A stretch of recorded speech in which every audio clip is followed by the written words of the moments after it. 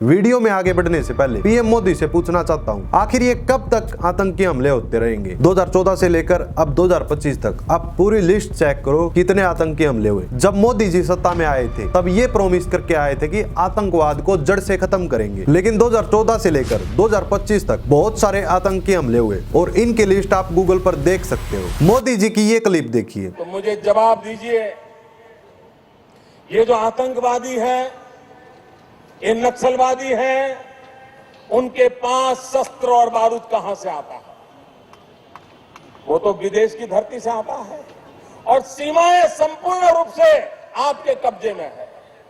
सीमा सुरक्षा बल आपके कब्जे में है।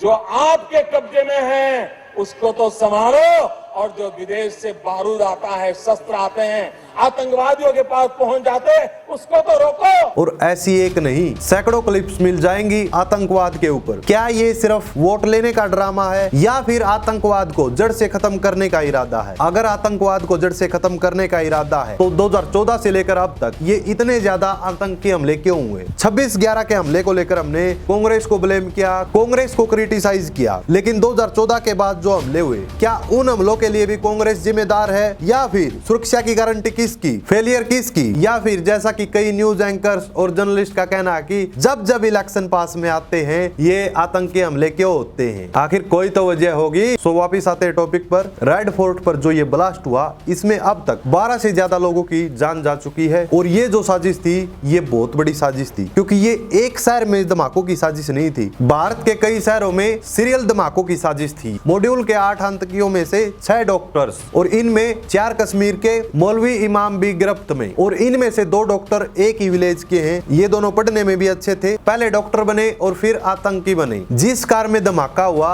उस कार को चलाने वाले की पहचान कश्मीर के पुलवामा के डॉक्टर उमर नबी के रूप में हुई और वो इस ब्लास्ट में मारा जा चुका है। वह फरीदाबाद की अल-फलाह यूनिवर्सिटी में असिस्टेंट प्रोफेसर था। पुलिस ने जम्मू कश्मीर से उमर की मां के डीएनए सैंपल लिए ताकि ब्लास्ट में मिले 100 के टुकड़ों की पहचान की जा सके। ये जो उमर है जो कार ड्राइव कर रहा था, दिल्ली एनसीआर और पुलवामा में जांच चल रही थी, इस कारण वो प्रेशर में आ गया था और उसने जल्दबाजी कर दी और जल्दबाजी में उसने आधा अधूरा आईडी कार्ड तैयार किया जिससे कार में विस्फोट हो गया। इसलिए इस विस्फोट का असर सीमित रहा, क्रेटर या छर्रे नहीं मिले। इस कार का टारगेट किसी को टक्कर मारना नहीं और ना ही किसी बिल्डिंग में घुसना था। ये हमला कोई सुसाइड बॉम्ब जैसा नहीं था। इस ब्लास्ट में जो सामग्री यूज की गई वो ऐसी सामग्री लगती है जो कि फरीदाबाद से मिली है। फरीदाबाद में जो 2900 किलो की ये ब्लास्ट करने वाली सामग्री मिली है, इसके बाद एजेंसियां अल-फलाह मेडिकल कॉलेज पहुंची और 60 डॉक्टर, 5 स्टूडेंट और 1 लड़की अरेस्ट की। 3 महीने की सीसीटीवी फुटेज भी निकाली। अब जो ये उमर था इसको कार दी थी तारिक ने और उसको अरेस्ट किया गया पुलवामा से। ये जो डॉक्टर आदिल था ये पाक हैंडल से ऑपरेट हो रहा था। अगर कश्मीर के नौगाम में जैश के पोस्टर नहीं लगते तो इस आतंकी मॉडल का पता नहीं चलता। जम्मू कश्मीर के एक पुलिस ऑफिसर ने बताया कि 29 अक्टूबर को हमें 12 पोस्टर मिले और 27 अक्टूबर को 25 से ज्यादा पोस्टर मिले। इसके बाद जम्मू कश्मीर की काउंटर इंटेलिजेंस विंग एसओजी और सीआईडी के 50 से ज्यादा ऑफिसरों ने ऑपरेशन शुरू किया। नौगाम के 60 सीसीटीवी कैमरे खंगाले। पहला प्रूफ उनको 31 अक्टूबर को मिला। इसमें डॉक्टर आदिल दिखा जो कि 29 और 27 अक्टूबर को उन इलाकों में घूम रहा था। इसका फोन सर्विलांस पर लिया और बातचीत रिकॉर्ड हुई और यहीं से पता चला कि आदिल पाक हैंडलर से ऑपरेट हो रहा है। 37 दिन पहले शादी पर एक्टिव था white collar terror model doctor Adil. उसकी शादी 4 अक्टूबर को रुकैया से हुई थी और उसमें कुछ खास मेहमान आए थे, तो वो भी जांच चल रही है। आदिल लॉजिस्टिक्स और फाइनेंशियली हेल्प करता था और जो ये 45 वर्षीय शाहीन सैयद थी, इसके तार ऑपरेशन सिंदूर से जुड़े थे। अब ऐसा क्यों? क्योंकि ये जैद सरगना मसूर अजहर की बहन के संपर्क में थी। डॉक्टर शाहीन सैयद मसूर अजहर की बहन सादिया के संपर्क में थी। वो आतंकी संगठन की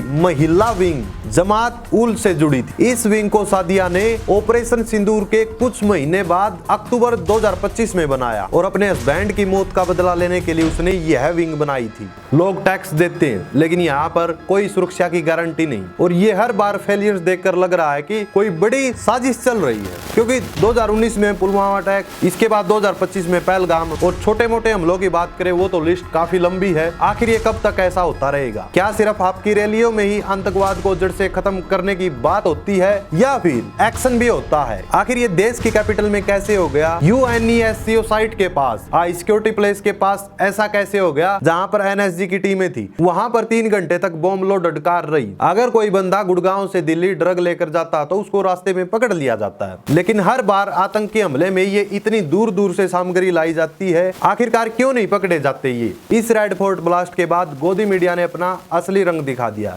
इसको रिलीजियस कलर देने की कोशिश की, लेकिन हकीकत बात तो ये है इस हमले में मुस्लिम लोगों की भी डेथ हुई है। कई गोदी यूट्यूबर्स ने इस मामले को भड़काने की कोशिश की ताकि हिंदू मुस्लिम एंगल बन सके। Deepest condolences to the families of 13 innocent lives lost in the Red Fort blast on November 10, 2025. Your pain is our pain. May be departed soul rest in eternal peace. We stand with you in grief and resolve for justice. Jai Hind.